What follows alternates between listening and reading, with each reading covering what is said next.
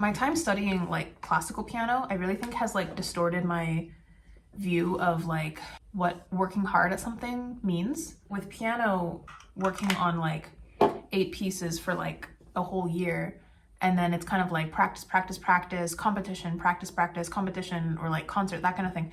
And so there's like the amount of time between, I guess, each like release of what I've been working on is like quite large. Like you might have like a couple months where I was like practicing. It was not like weeks of like I get a piece and then a week later I release it into the world, or like days or like hours. But this, trying to be like an artist and trying to do content, it's like you'll have an idea 5 minutes ago and then you'll try to like immediately release it. The time interval is way shorter, at least. In the past, I had approached it like I approached piano, where I was like spending so long on just like one thing, and then that proved to like not work. I'm really shortening the period of time from idea to execution, which means it's like my brain doesn't have time to like catch up. Another thing that has been very like liberating recently is like accepting that it will not feel good when I'm doing something new. So I just like don't even wait for it to feel good. Like I can feel the perfectionism dissolving every single day, and it's great, but it feels very scary.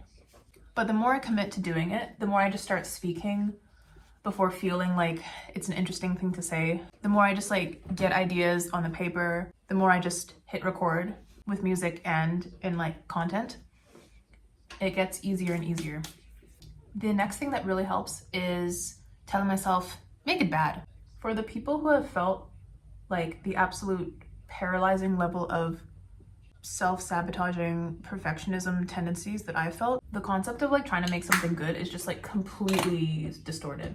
This realization really hit me when I was working on my song Paranoia, and I was in that point where it was just like 95% finished. And then I like sat there and I was like, I could work on this for another 7 months and it would probably get 1% better. And is anyone gonna hear that 1%? No. Am I even gonna hear it?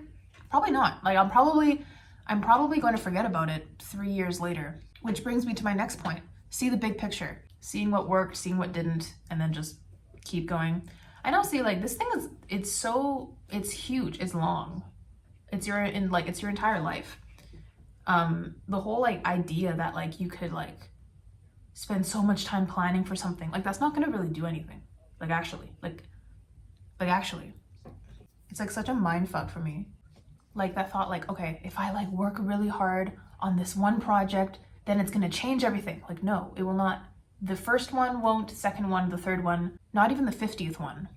I was reading On Writing by Stephen King, and I'm like a little bit right before halfway through the book. And then he was talking about how when he received the call from his publisher, I think, for Carrie, the book, he said he had like put it on the shelf and kind of like forgotten about it, and he was already working on the next project. That got me like thinking. It's like we all probably have had like this kind of fantasy of like the project that will feel the best is the one that will like make a difference, right? Or just not even like, I'm not even talking about like audience response. I'm talking about the one that's like internally, maybe it's like, it's the one where you finally felt like this changed everything for me artistically. Like this project like solved my problem or something. This project finally gave me the feeling I've been searching for. When really it's probably just gonna be like a random Tuesday and you're just gonna wake up and look back and be like, oh, this is how far I've come. It's gonna be when you're like not even thinking about it, because probably to actually get there, all of this releasing has to become so normalized that it no longer has like this huge, insane emotional charge to it. That realization has like helped me so much, because now it's like when I like press record, I'm not thinking like, okay, time to put all of your fears aside. Remember what you told yourself. Remember what you journaled about. It's like, no, I'm like, this will not feel good right now. I'm just like, click record. ship it off, and then do it again.